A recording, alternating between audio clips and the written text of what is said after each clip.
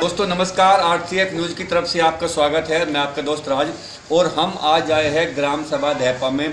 यहाँ से प्रधान पद के जो प्रत्याशी हैं, चलिए उनसे मिल लेते हैं, बात कर लेते हैं। सर पहले आपका नाम? देवेंद्र त्यागी जी। ये ग्राम सभा कौन सी है?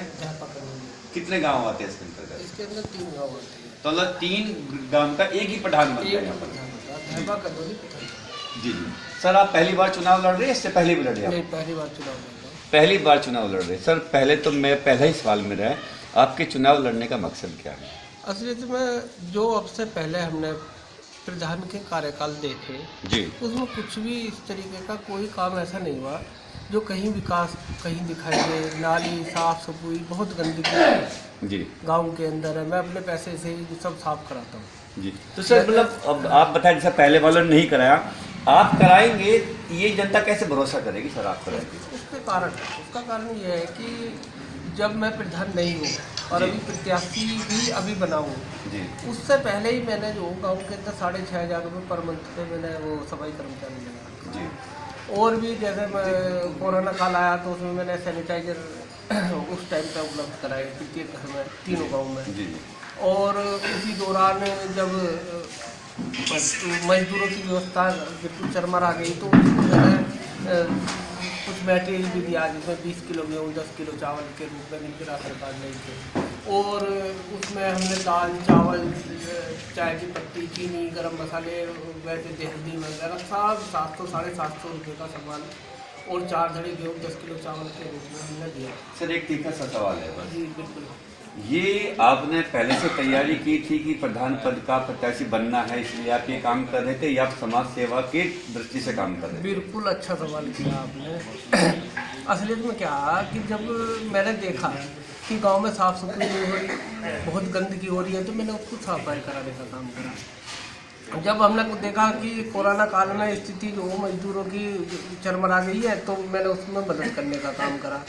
और जैसे जैसे मेरी व्यवस्थाएं मैं करता चला गया, नालियों में मैंने मच्छरों का छिड़काव, घरों में सैनिटाइजर का, गेटों पे छिड़काव, ये सब जब मैं करता चला गया तो पता नहीं कैसे आवाम की आवाज़ बनी कि मुझे जो प्रधान पद का नियुक्त कर दिया। तो अभी आपका मेन जो विकास का मुद्दा है, जो एजेंडा है जिसे आप लेकर चल रहे हैं, प्रधान पद के आप उम्मीदवार हैं, तो आपके जो मेन जो आपके मुख्य जो बिंदु है वो जरा जनता जानना चाहती है। बिल्कुल मैं आपको बता दूं, सबसे पहले हमारे यहाँ पे एक डिस्पेंसरी होनी चाहिए। डिस्पेंसरी नहीं है आपके यहाँ पर? बिल्कुल नहीं है डिस्पेंसरी। और डिस्पेंसरी का भी हमारा एक गुरुकुल ट्रस्ट है जिसका नाम है श्री शनिदेव गुरुकुल ट्रस्ट। जी जी।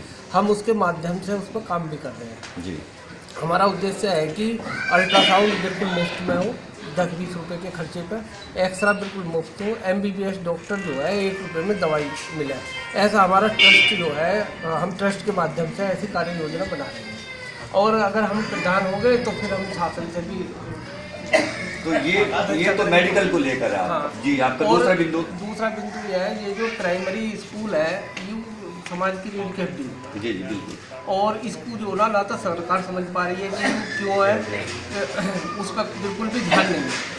हमारा उद्देश्य ये है कि अगर सरकार से भी, और बता दें हम चुनाव जीते या हारे उसका इस पर कोई फर्क नहीं पड़ेगा, हमारे विकास कार्य मतलब ये आपकी समाज सेवा है? समाज सेवा है। हम बिल्कुल प्राइमरी स्कूल के अंदर बच्चे कुर्सी पे बैठ के पढ़ेंगे, टीचर यथावत समय पर आएगा और जितनी भी अच्छी शिक्षा हम बच्चों तक पहुंचा सकेंगे उसको पहुंचाने का काम है। सर बेरोजगारी के लिए?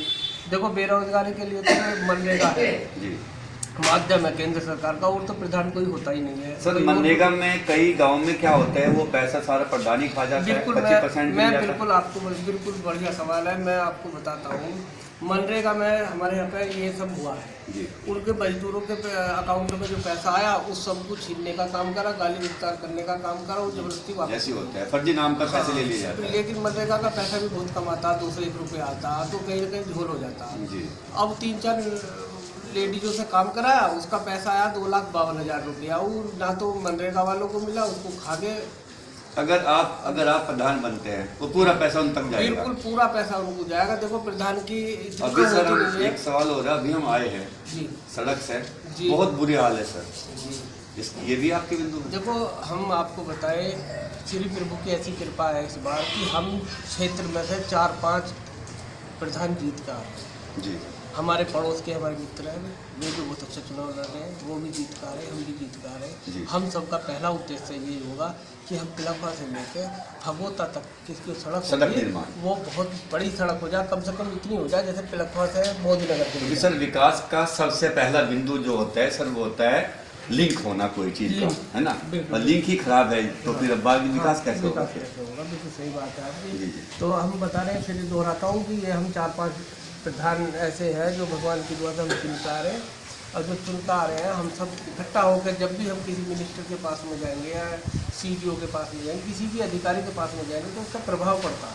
बिल्कुल बिल्कुल। प्रभाव ये पड़ता है, वो 5 गाँव के प्रधान आएंगे, जी। तो कहीं ना कहीं विकास में नहीं होना, हम सब समिति कहने का विकास मीन्स है काम कि करें। आप सड़क निर्माण का पूरा होगा आपका, हाँ, बिल्कुल। ठीक है। यहाँ पर जो शिक्षा का है उसके शिक्षा बारे में का है, आपका है, हाँ। मेडिकल का है, बिल्कुल। और जो बेरोजगारी में मनरेगा का है उस पर आपका ध्यान रहेगा। हाँ, सफाई का विधवा सबसे पेंशन वगैरह आती है, वृद्ध पेंशन आती है, बिल्कुल। ये मिलती नहीं है। मैं आपको बता दूं, हमारे यहाँ पे उज्ज्वला के अधीन मात्र 7 संघ हैं, जबकि उसके पात्र बहुत सारे, लेकिन पिछले प्रधान नहीं करा पाए। और तुम्हारे ये स्वास्थ्य के लिए जो आयुष्मान कार्ड है वो भी पूरी तरह से नहीं बन पाए। आप कराएंगे? हम बिल्कुल कराएंगे। लाल कार्ड जो है, जो गलत तरीके से लाल कार्ड इस गांव के अंदर बने हुए हैं, जिनको जो वास्तव में पात्र है उनको लाल कार्ड दिलाने का काम हम लोग करेंगे। और कोई बिंदु जो आप लेकर चल रहे हो, कोई खास ऐसा बिंदु? सबसे अहम खास बिंदु यही है कि हम सबसे कहते हैं ये चुनाव प्रक्रिया है, वाद विवाद ना हो। 29 तारीख के बाद में सभी लोग यहाँ पर रहेंगे, अच्छे तरीके से चुनाव लड़ो, सभ्यता के दायरे में चुनाव लड़ो। और मेन बिंदु यह है कि गांव की सफाई, प्राइमरी पाठशाला और आपका डिस्टेंस, ये आपके मेन बिंदु। मेन। तो विकास सभी का होगा या अपनों का ही होगा? सभी का विकास, सभी का विकास, बिल्कुल सबका विकास होगा। जिसने वोट देगा उसका भी, जो नहीं उसका भी देगा आभार, उसका भी। और जिसने नहीं दिया उसका भी बहुत जी जी। क्या नाम बताया था आपने अपना? देवेंद्र त्यागी। आपने अभी देवेंद्र त्यागी जी के विचार सुने, मैनिफेस्टो सुना, बहुत अच्छा है, हमें भी बहुत अच्छा लगा। अब ये इस पर कितने खड़े उतरते हैं, चलिए हम जनता से भी कुछ सवाल कर लेते हैं। बाकी तो 2 मई को रिजल्ट आपके सामने होगा, अभी जनता से हम कुछ गाँव को पूछेंगे। समर्थन दिए। आप ये बताइए, जो देवेंद्र जी है, शायद महिला सीट है, उनकी वाइफ का नाम अंजू त्यागी जी। देवेंद्र जी को जनता क्यों चुनेगी? क्यों सामाजिक आदमी हैं ये, अच्छा, गरीबों का सहयोग देने वाले हैं। कैसे सहयोग दिया, क्या सहयोग दिया?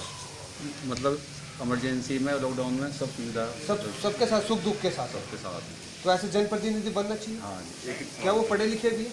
पढ़े लिखे भी हैं। तो हमारे देश को जरूरत है पढ़े लिखे पढ़े प्रतिनिधि लिखे की जरूरत है, जी। उन पर काफ़ी भरोसा है।